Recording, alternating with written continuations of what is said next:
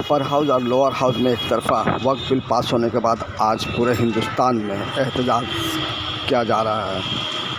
वक्फ की मिल्कियत को गैर कानूनी करार देकर सरकार ने जो अमेंडमेंट लाई है, इस पर तमाम मुसलमानों को शिकायत है। मुसलमानों के लिए ये एक सिम कातिल है और इस तरह से अगर हुकूमत मुसलमानों के अमलाक पर कब्ज़ा करती है तो ये मुसलमानों के फलाह के लिए नहीं बल्कि मुसलमानों को बर्बाद करने के लिए की जा रही है। ऐसे में तमाम सियासी पार्टियां और रहनुमाई मिली तंजीमें आज पूरे हिंदुस्तान में तहरीक चला रही है वक्फ बिल वापसी के खिलाफ, जबकि ये बिल पास हो चुका है, सिर्फ प्रेसिडेंट से साइन होना बाकी रह गया है। ये ऐसे वक्त में हुआ है जब मुल्क पुरातन दौर से गुजर रहा है। मुसलमानों को फिक्र करने वाली ये हुकूमत दरअसल मुसलमानों को बर्बाद करने के कगार पर लेके चले आ रही है। ये सब सोची समझी स्कीम है और इस सोची समझी साजिश के तहत ये हालात पैदा कर दिए गए हैं कि मुल्क के हालात और ख़राब लिहाजा हमें नज़र रखनी है और हुकूमत से और सुप्रीम कोर्ट से ये कहना है कि इसके गैर कानूनी दस्तूर हिंद के ख़िलाफ़ जो कुछ भी हो रहा है इसे बंद किया जाए और मुल्क को बिखरने से बचाया जाए।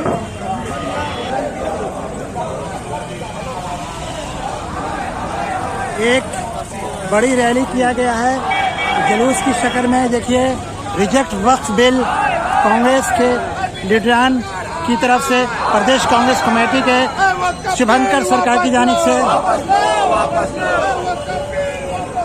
वापस लो।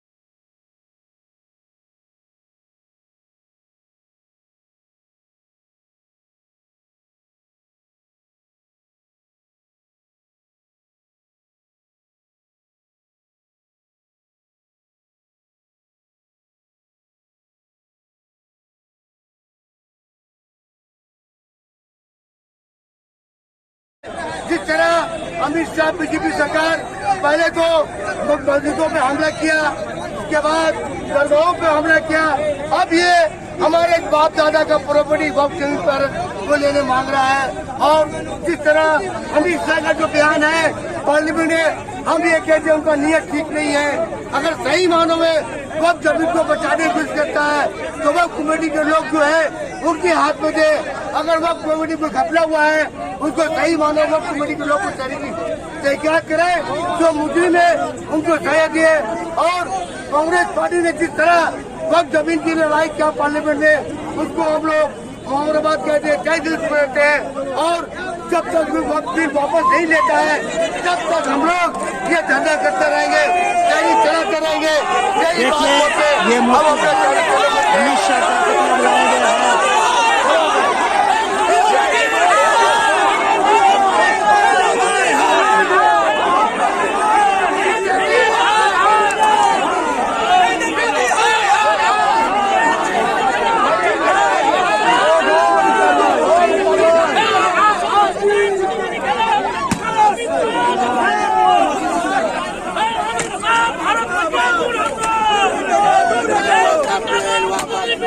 Let's go!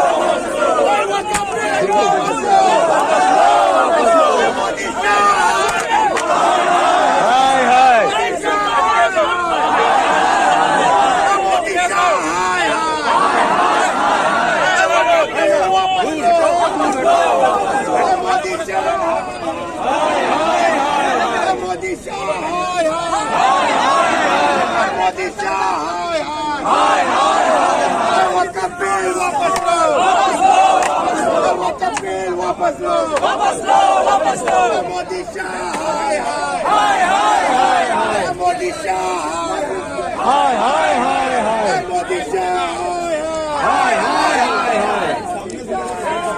Hi, Waqf bill वापस लो, वापस लो, वापस लो, वक़्फ़ बिल वापस लो, वापस लो, वापस लो। क्या उसमें कोई मुस्लिम पर्सनल लॉ बोर्ड के थे? नहीं थे। मैं एक सवाल करता हूं, जो लोग मुसलमान हैं वो जानते होंगे कि इमाम हुसैन को जो शहीद किया था वो भी अपने आप को मुसलमान ही बोलते थे। क्या वो मुसलमान थे? नहीं थे मेरी नज़र में। तो उनकी बातों को छोड़ दीजिए, उनकी बातों को ध्यान देने की ज़रूरत नहीं है, वो लोग गद्दार हैं। और एक सवाल, संसद में ये कहा गया है कि 2014 के बाद 2014 चुनाव के समय में जो रेलवे की जो प्रॉपर्टी थी वो वक्फ के अपने नाम पे घोषित कर लिया है। कई सारे गांव जो है वो भी वक्फ के नाम पे हो गया है। तो ये अवैध कब्जा जो है उसे रोके जाने की कोशिश की जा रही है। तो अगर अवैध कब्जा अगर रुकता है तो क्या दिक्कत है? आपको लगता है कि ये अवैध कब्जा है? कभी भी कोई भी मस्जिद, कोई भी मदरसा अवैध कब्जा नहीं होता, उस पर नहीं बनाई जाती, वो होगा ही नहीं। दूसरी चीज़ है कि उसे रोकने का काम, मैं ये पूछ रहा हूँ कि अगर उसको रोकने की अगर काम था तो सबसे पहले जुडिशियली इंक्वायरी करवाना चाहिए था, सीबीआई को लगाना चाहिए था कि कहाँ कहाँ क्या घोटाला है, एक रिपोर्ट पेश करते, मुसलमान उलमाओं के साथ, तंजीमों के साथ वो बैठते। जैसा कि मैं खुद जेपीसी में गया, मैंने बात रखी, मैंने कहा कि मैं इस बिल को अपोज करता हूं, मैं इस बिल को मानता ही नहीं उसी वजह से। उन्होंने कहा कि कोई 1-2 पॉइंट बताइए। मैंने 1 पॉइंट, सिर्फ 1-2 पॉइंट मैंने उठाया था।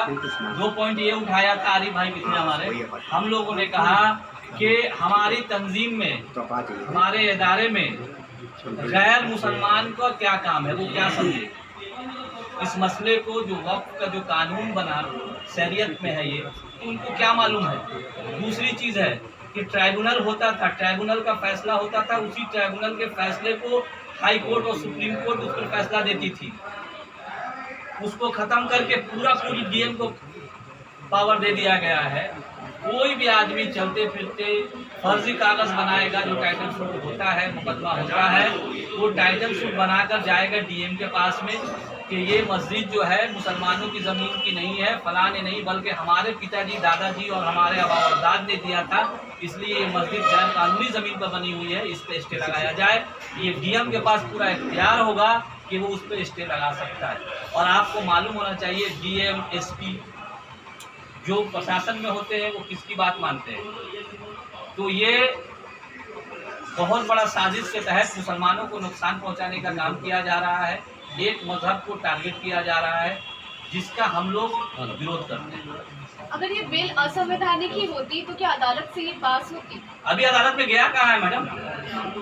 पहली लोकसभा में उनकी एक्सीरियस ज़्यादा है ना, लोकसभा में उनकी एक्सीरियस ज़्यादा। पहले अगर लोकसभा में पास होगा, फिर राज्यसभा में पास होगा, फिर उसके बाद चैलेंज करना होगा तो सुप्रीम कोर्ट में आपको जाना पड़ेगा, तब सुप्रीम कोर्ट उस पर स्टे लगा सकता है। अभी तो सुप्रीम कोर्ट का सवाल कहाँ है? आज राज्यसभा का मुझे मालूम नहीं कि पास हुआ कि नहीं हुआ है। तो हमारे जो मैंने सुना है जमात उलमा हिंद, अमारत शरिया, इन लोगों ने कहा है कि हम लोग सुप्रीम कोर्ट तक भी जाएंगे, क्योंकि जीपीसी आने से पहले मैं मुसलसल, मेरी पूरी टीम, हम लोग अमारत शरिया के कांटेक्ट में थे, उनसे हमारा बातचीत होते रहता था कि क्या करना है, नहीं करना है, कांग्रेस को सपोर्ट कर, कांग्रेस पार्टी इसको सपोर्ट करेगी या नहीं। हम लोगों ने सपोर्ट किया, हम लोगों को बुलाया भी गया वहाँ। तो हमारे नेता राहुल जी शुरू दिन से इसके विरोध में, कल आप लोकसभा में आपने देखा भी होगा कि डिप्टी हमारे माइनॉरिटी चेयरमैन इमरान प्रताप गढ़ी ने रिजेक्ट किया है उसको काला लिबास पहनकर। आप देखा होंगे कि राजा बरार जो पंजाब से आते हैं उन्होंने उसका विरोध किया। जो डिप्टी लीडर है, डिप्टी अपोजिशन लीडर है कांग्रेस के, गगोई जी, उन्होंने उसका विरोध किया है। तो कांग्रेस तो शुरू दिन से विरोध कर रही है। अब आज राज्यसभा में होगा, उसके बाद जो भी होगा, कांग्रेस तो चुप बैठेगी नहीं। अमित शाह कह रहे हैं कि इसमें कोई भी गैर मुसलमान जो है वो इंक्लूड नहीं होंगे, लेकिन अमित शाह के बात पर कौन यकीन करेगा? अमित शाह के बात पर आप यकीन करेंगे क्या? पहले मैं पूछ रहा हूँ आपसे, अगर आप यकीन करेंगी तो मैं करूँगी। सर, आने वाले दिनों में क्या क्या नुकसानात सामने आएंगे?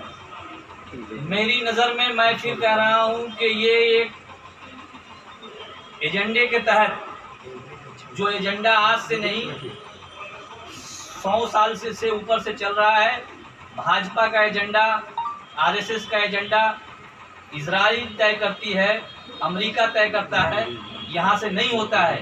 मैं फिर कह रहा हूँ कि ये देश में मुसलमानों को किस तरफ ले जाने की कोशिश कर रहे हैं, मेरा इशारे को आप लोग समझ जाएंगे। मैं जहाँ से इजराइल को जोड़ रहा हूँ वहाँ कुछ और भी है, आप जान सकते हैं। इसलिए सिर्फ मुसलमानों को टारगेट बनाने की कोशिश कर रहे हैं। শামীম ভাই, অনেকে বলছেন যে এবার শুধু মুসলিমের পরে খ্রিস্টান বা শিখদের প্রতি এরকম হতে পারে, এটা নিয়ে কি ভাবছেন আপনি, কি বলবেন? এরা কারো হবে না, সবার উপর হবে। এই জন্য আমরা বলছি কি আমাদেরকে এগোতে হবে মুসলিমকে, তারপরে আমাদেরকে সাপোর্ট দিতে। আপনারা তো গিয়েছিলেন দিল্লি জন্তর মন্তর, জামাতে উলমা, এই মুসলিম পার্সোনাল বোর্ড ধর্নাতে বসেছিল। আগে এগোতে হবে আমাদেরকে। এখন যা হয়েছে ওর উপর আমাদেরকে আন্দোলন করতে হবে, রাস্তার উপর নামতে হবে। क्या लगता है सर, आंदोलन के बाद मामला रफा दफा हो जाएगा? ये बिल बोलना मुश्किल है। आंदोलन कितना बड़ा होगा, क्या होगा, वो तो उसके ऊपर में बात होगा। नीतीश बाबू और चंद्रबाबू नायडू से भी काफी उम्मीदें थी आप लोगों को, लेकिन वो लोग तो साथ नहीं दिए। हम लोगों को उम्मीदें नहीं थी, क्योंकि नीतीश कुमार पहले भी पलटू राम थे, पलटू पलट गए।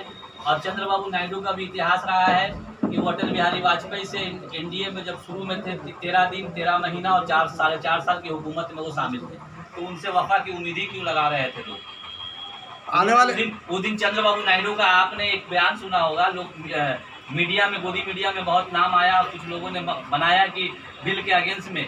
उन्होंने बिल के अगेंस्ट में नहीं कहा था, उन्होंने कहा था कि वक्फ के तहफ़्फ़ुज़ के लिए हम खड़े होंगे। तो वो ये बताएंगे अभी कि ये वक़्फ़ की तहफ़्फ़ुज़ के लिए ये बिल लाया गया है। तो उन लोगों की बात ही क्यों करते हैं? वो लोग कभी भी किसी भी तरफ जा सकते हैं। सर, आने वाले दिनों में मुस्लिम वोटर्स को क्या स्टैंड लेना चाहिए? मैं मुस्लिम वोटर की अभी बात नहीं करूँगा। मैं अभी बात कर रहा हूँ जो ये देश विरोधी बिल आया है, समाज विरोधी बिल आया, इसके खिलाफ में आंदोलन करना चाहिए। शुक्रिया।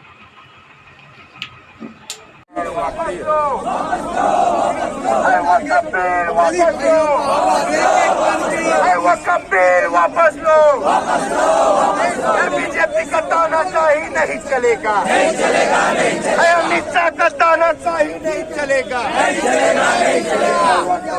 वापस लो, वापस लो, वापस लो, वापस लो, वापस लो, वापस लो, वापस लो, वापस लो, वापस लो।